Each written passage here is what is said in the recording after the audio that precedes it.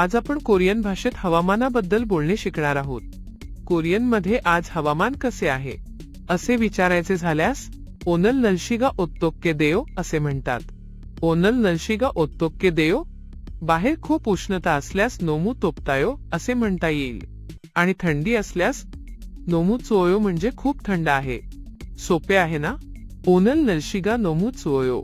आता जर पाऊस पडत असेल तर पिगा ओगो इसोयो असे म्हणा। चला एक उदाहरण पाहूया। पिगा ओगो इसोयो। जर ढगाळ असेल तर ओनल विरियोयो म्हणता येईल। तर आता तुम्हाला हवामानाबद्दल बोलता येईल का? ओनल विरियोयो डॅश पिगा ओगो इसोयो।